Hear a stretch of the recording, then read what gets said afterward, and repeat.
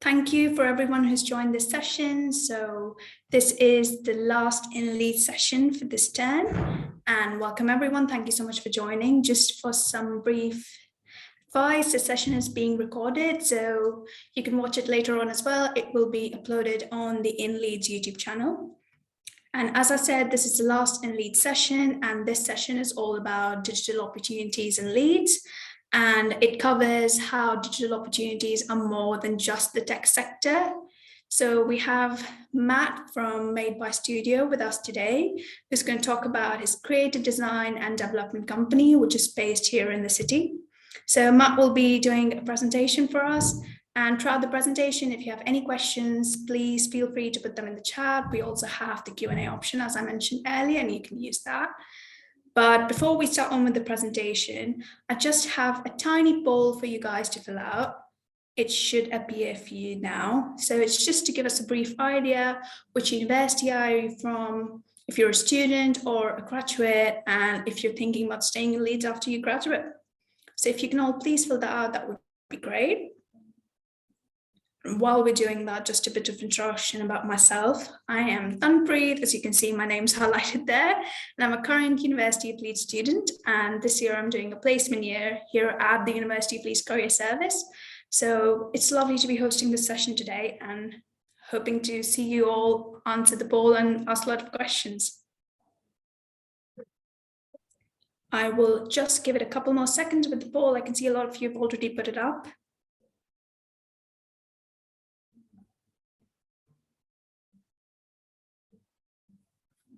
Perfect. So you should all be able to see the results now. We have a lot of students from University of Leeds and Leeds Beckett, which is amazing. And a variety of students have already graduated. So 5 out of the 7 who filled out have graduated, 2 are current students, and 4 students are thinking about staying in Leeds and 3 are not sure. So Matt, you have the opportunity of convincing these students to stay in Leeds. Perfect. Perfect. I'll hand it over to you now, Matt, for your introduction and your presentation, and I will monitor the chat and the Q&A for any questions. Perfect. Thank you so much. So I'm just going to quickly share my screen to get started. There we go. So first of all, thank you for having me. So I'm Matt Weaver, the digital director and co-founder of made.by.studio. So I'm also a previous alumni from the University of Leeds. So I started my business alongside Sam Taylor, my co-founder, in about 3.5 years ago. So it's good to kind of provide people opportunities to kind of what routes they can go down in terms of digital in the Leeds City region. So a bit about what we do. So, that was not intended. There we go. So we are quite a small agency right now, as we only started quite recently, within 3.5 years. We're a small team of 5, so there's myself running digital side, there's Sam running the creative side, and then we have Aaron, who's our developer, Tom, designer, and Mary, our marketing manager. So myself, Sam, and Mary are all from the University of Leeds, and Tom is from Leeds Arts University, I believe, as well. So you can see that we have a lot of previous graduates from the Leeds City region kind of in our business. So in terms of what we do as a company, so we craft digital applications that empower people. So what I mean by this is that we work with people-centric brands to develop digital strategies and connect with their audience at a deeper level. So this is essentially working through kind of digital consultancy, building web applications, websites, and kind of digital marketing campaigns to help them kind of reach their audience, build a better community with their customers, as well as ultimately increase their bottom line, because every company is looking to increase their revenue. And that's where we kind of work with them to do all these different services. And one more kind of recent transition is the digital transformation areas, kind of looking at businesses, figuring out what their bottlenecks are and how can we improve their processes and optimize these to make them run easier, provide better life to their team, as well as kind of bring in that people-centric approach to kind of the internal systems within the companies. So here's just an example of kind of the companies we work with. So we've worked with everything from like £1 billion companies. So for example, Pentland Group, which owns like JD Sports Kickers and all that, down to kind of local mental health charities, which is why we kind of get the really enjoyable projects, because we want to kind of help genuine lives, and that's going to be kind of our next shift, is where we're focusing more on kind of in medical, healthcare, wellbeing services, because if we're going to do something every day, we want to kind of help benefit the lives of people. So I just want to kind of highlight that Yorkshire's digital industry is one of the fastest growing in the whole UK. Not many people know about this, as it's not advertised massively, but there is slowly approaching becoming the tech hub of the north.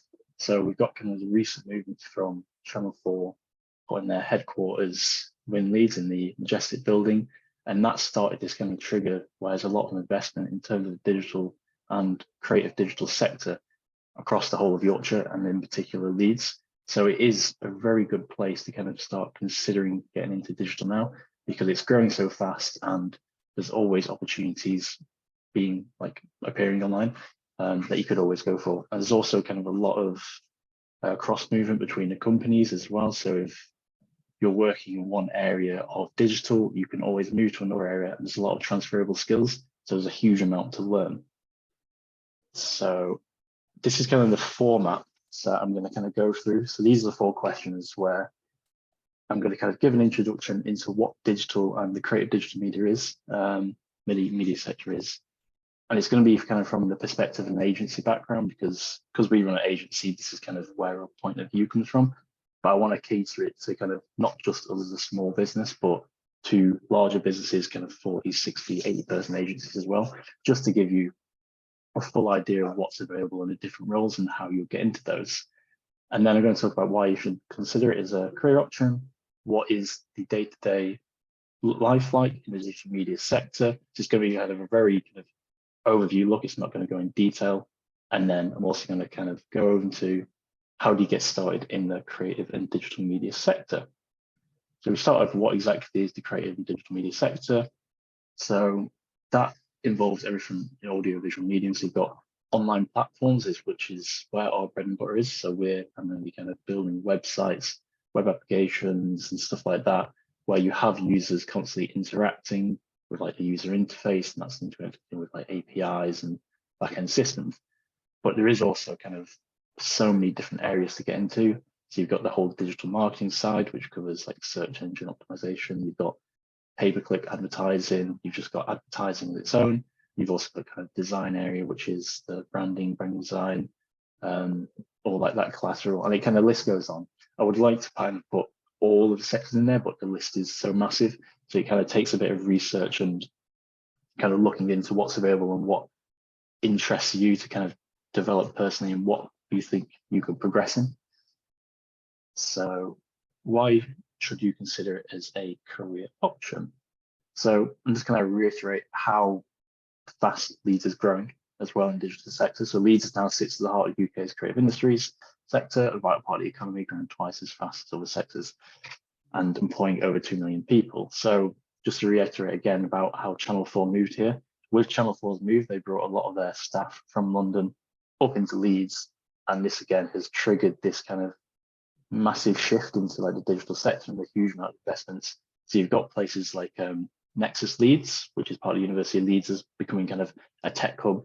You've also got Platform down at the Leeds train station, which is also kind of a tech hub, which is nurturing these startups. And with their growth and their fast scaling, more and more opportunities are coming available. So in terms of kind of the best bits of working in the creative digital media sector, so obviously, as I mentioned before, we're coming from like a agency point of view.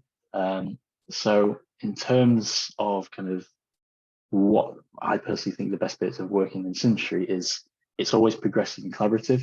So especially creative agencies tend to be very forward focused, they're innovative, and it's all about the people. So if you want to kind of nurture creativity and provide the best solutions to your clients, you've got to have the right culture. So obviously that leads into my second one, where we're all cultural orientated.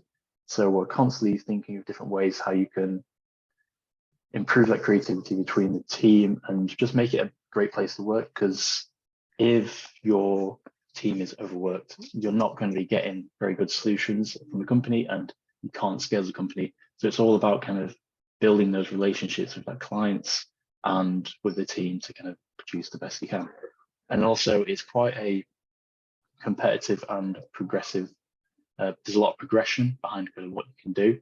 So there is a huge amount of skill demand. So if you can kind of get into the industry, there is that opportunity for vertical progression. So you can go from like junior to middleweight to senior, all the way up into kind of director level after like 10 to 15 years.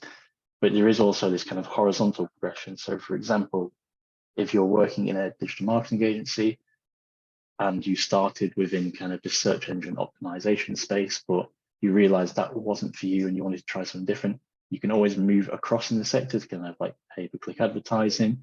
We can even get into like software development or kind of just kind of other advertising areas as well.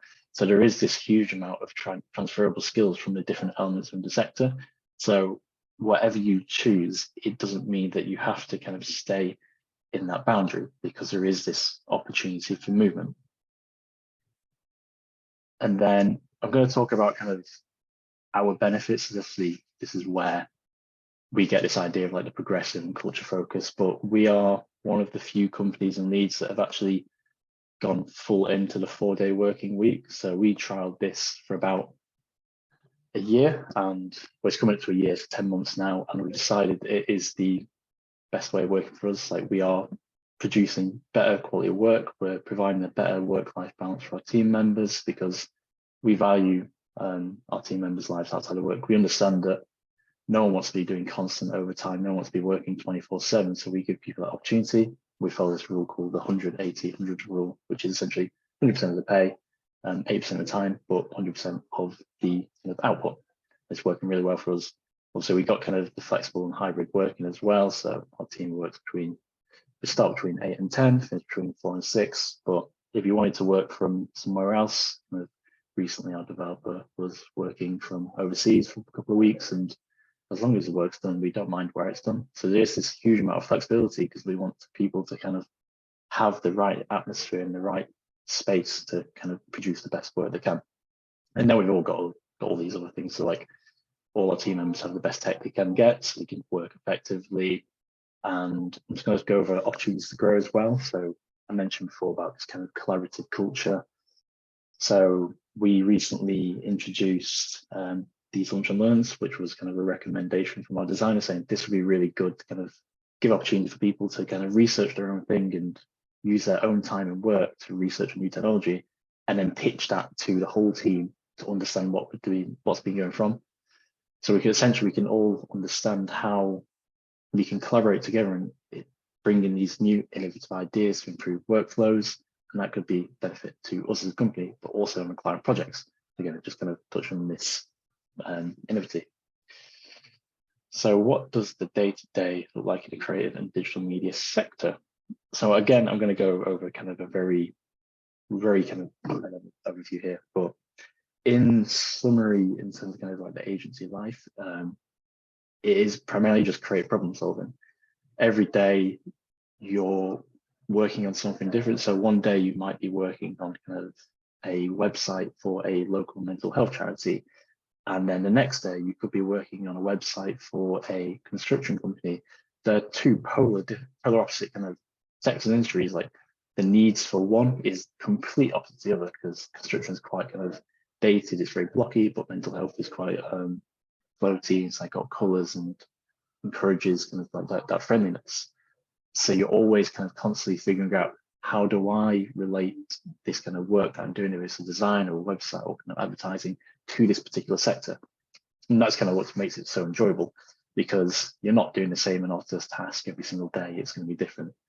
Another one is work-life balance. Obviously, we're kind of biased on this because we do the 4-day week, but quite often in terms of kind of these bigger companies, you'll see kind of these flexible working policies. And I know a common one is that a lot of companies are now introducing this 1 month work from anywhere, because again, they understand that people need that flexibility, because it just benefits like mental health and it benefits productivity. So it's just a great thing to have, and you'll see that across the board. And then continuous learning is the final one. So some days are admittedly the same, although most days are something different. And the digital industry just moves so fast. So if you're working in kind of a certain framework or methodology, within the next 3 to 6 to 9 months, you might be working a completely different way because the industries move so fast. You've got to keep up with it.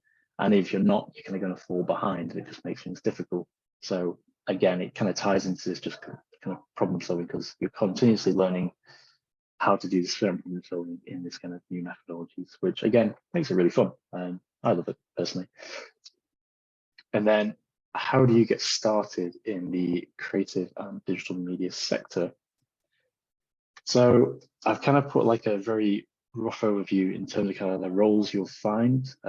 Again, there is so much more to this, but this is based on kind of our experience and like who we work with and who we employ.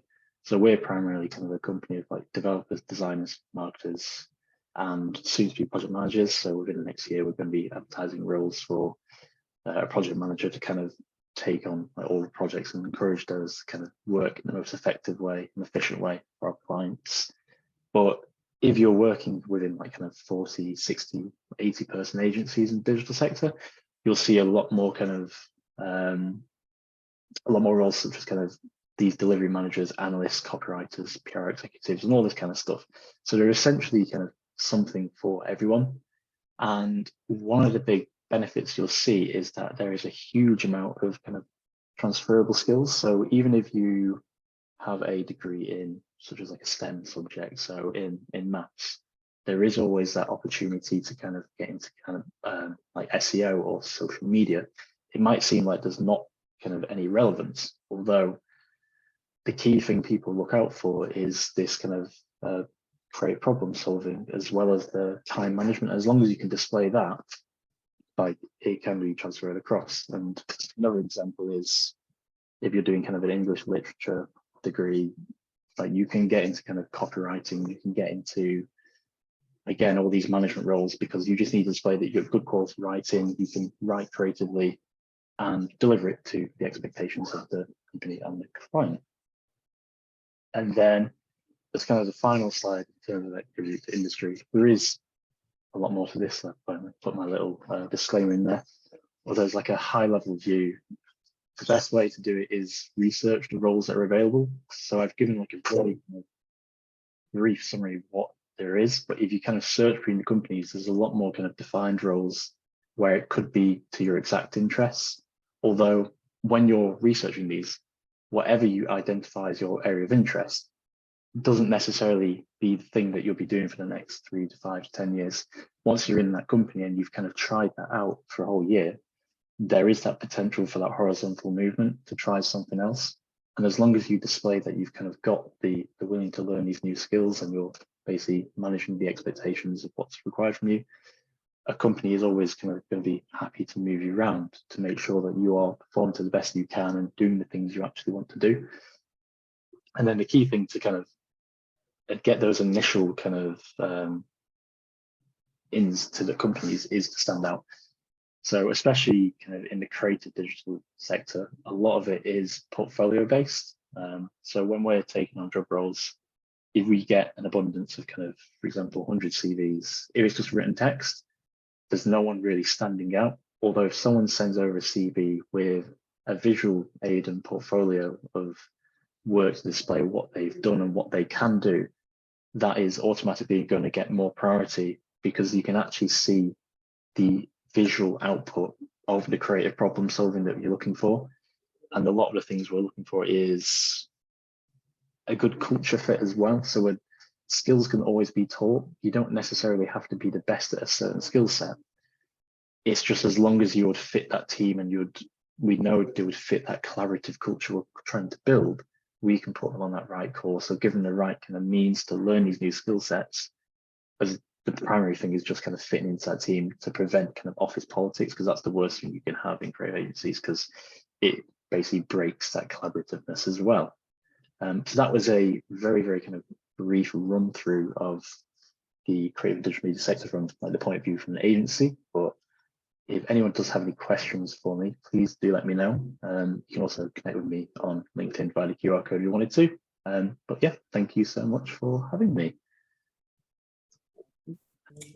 Thank you so much for that amazing presentation, Matt. So we have the Q&A option. Anyone who has any questions, please feel free to post it in the chat or do it as a Q&A.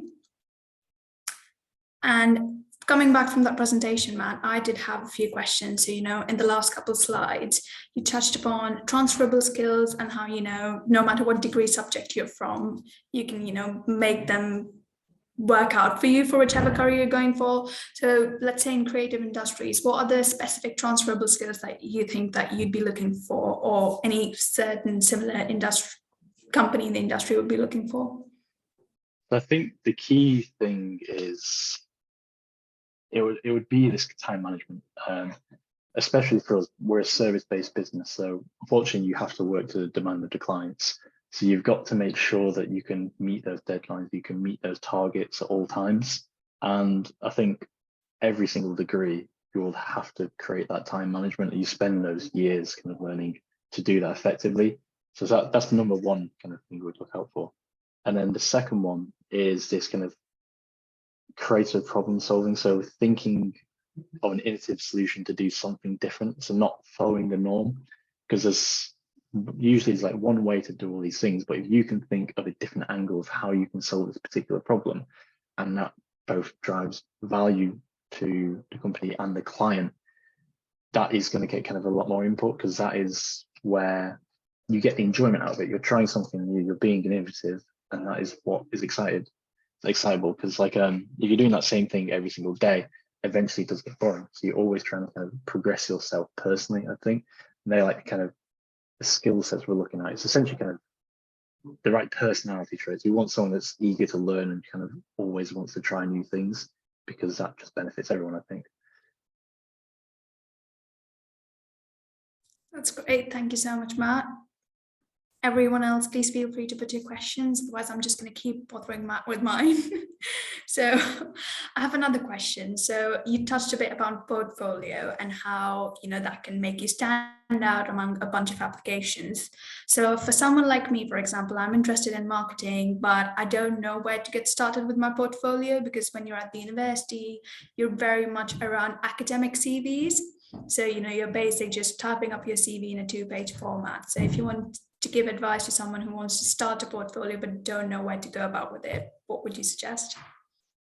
I think the best way, in my opinion, is there is very recently the Department of Education has released a lot of courses. So if you're kind of wanting to get a particular skill set, let's say it's in digital marketing, there is these 12-week courses which are fully funded by the government, and they'll give you the brief and the insights and kind of the education in a very quick way to build out that portfolio. I think that would be the best route there, as long as it's kind of fully funded by the government. And then also there is websites such as like kind of Udemy, I think, where you can sign up for these courses, and you can kind of in 2 to 3 weeks start building up kind of that initial kind of portfolio based evidence, because you don't really need a huge amount. You just need to display that you do have kind of the knowledge and you have the willing to learn these new things. But I'd say like, the DFE courses are definitely the best resource, because I've put a load of people forward for those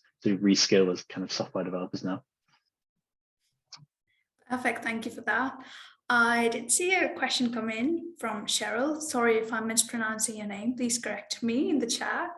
But Cheryl saying, hi, thank you so much for the amazing sharing. I would like to ask that, is there any hard skills that the digital industry is more likely to be looking for? For example, analyzing skills or some specific softwares? Yeah, it's quite a difficult one to answer, because every company has a different way of doing it. So in terms of kind of, let's say it's in kind of a software development role or something like that, there is hundreds and hundreds of different kind of languages. So it does take a bit of researching to kind of figure out which route do you want to go down, or like figuring out what is the best thing for you, and you'll get the most enjoyment out, because the key thing is you need to be able to enjoy it. In terms of kind of specific softwares, I wouldn't say there's any like in particular, because it's very kind of role dependent. So what we use as kind of software developers is extremely different to someone that's just doing kind of copywriting. So our kind of marketing manager in the office, they're constantly on Google Docs, and that's kind of just all their skill set is just writing in Google Docs. Whereas my role is kind of constantly writing different bits of code, APIs and stuff. So I think it's the case of researching the role and seeing what the requirements from the different employees are, and then researching how to kind of work with those and educating yourself on those different bits of software and skill sets. Thank you so much for that, Cheryl. I hope that answers your question, but if you have any follow-up questions, please feel free to post it in the chat. And yes, if we have any more questions, please keep them coming. Matt has his lovely presentation prepared, but of course we have all this time now for questions. By the time we're waiting for that, another one from me actually. So being a student, I hear all these questions. So, I'm just putting that all out here in front of you. So my next question was someone who would like to be in the creative industry, especially, the digital side of it, but they don't like software stuff or something like coding. What are the other options available for them if they are creative and they have that background, but they don't want to go in the software or coding side of it? So there's a lot of different routes you can go down. So there's kind of, in terms of what my knowledge is kind of search engine optimization work, which is essentially kind of copywriting, but catered to the search engines. There's pay-per-click advertising, which is basically just writing advertising campaigns and working with designers to produce the visual aids to go with those bits of advertising. But there is also kind of the client and team facing roles as well. So it's not just kind of like developers, marketers and all that kind of stuff. There is these account managers, which will be working directly with client, understanding what are their needs, and the creative problem solving in that respect is you're figuring out what is the client's needs, how can we kind of figure out what their opportunities and threats are and offering them solutions in that way. And then there's also kind of the project management roles where you're working with the actual developers and designers, figuring out how do we make this project run in the most effective way? How do you make sure that all these 3 or 4 team members are working in synchronization?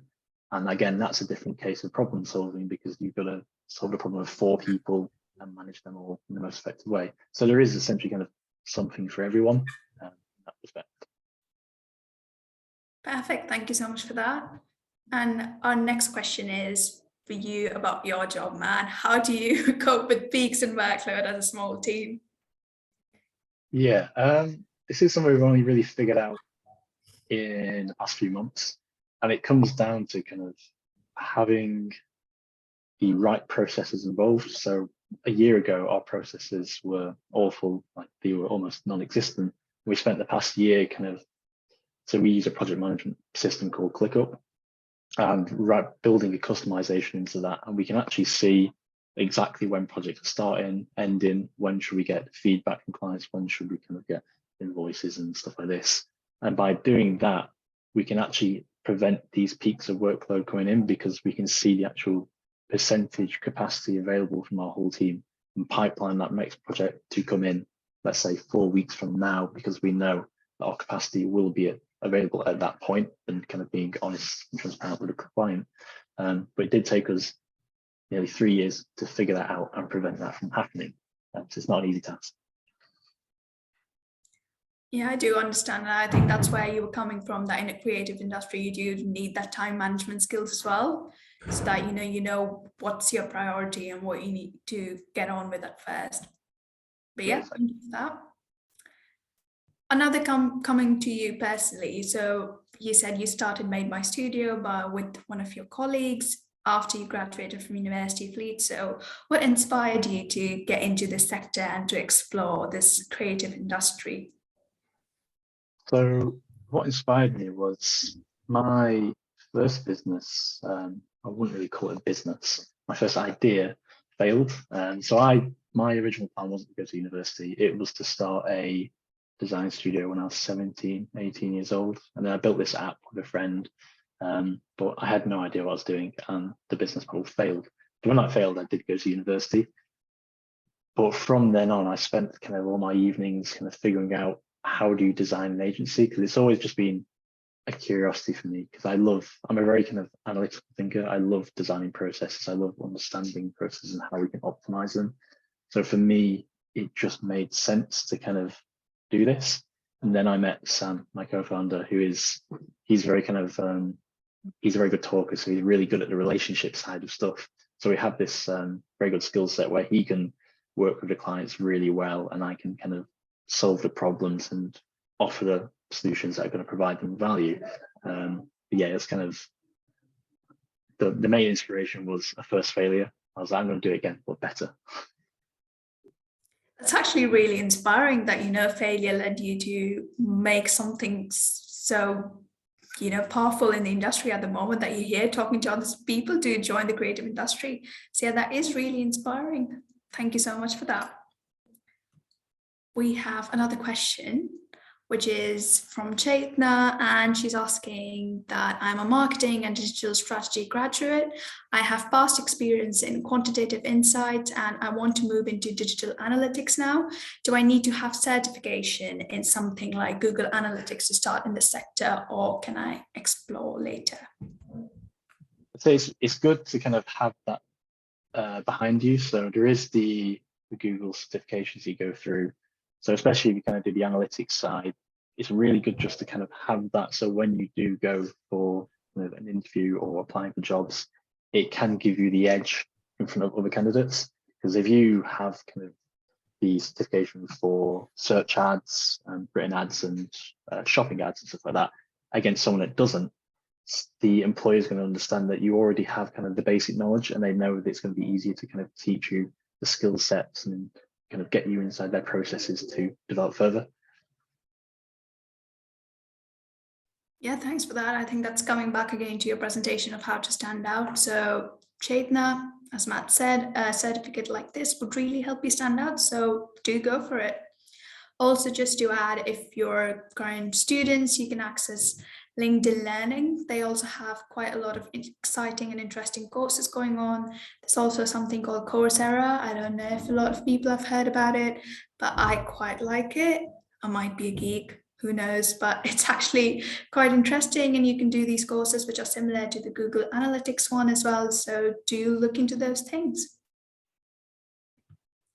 But yeah, any more? Do we have any other questions from that?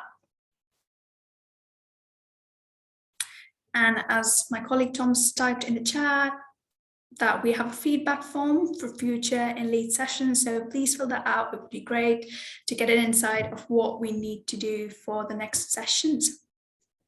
And if you've enjoyed these sessions, and as I said in the beginning, the session is recorded and we are going to upload the recording with all the other sessions on the InLeeds YouTube channel. So you can watch it back and go through Matt's amazing presentation again. All right, if we don't have any more questions, we will end the session here. Thank you so much for everyone who joined the session. I hope it was exciting and interesting for you, and I hope Matt convinced you to stay in Leeds and join the creative sector. I am surely convinced, and thank you so much to Matt again for the amazing presentation, and thanks for answering all my questions and all the other people's questions as well. Thanks so much.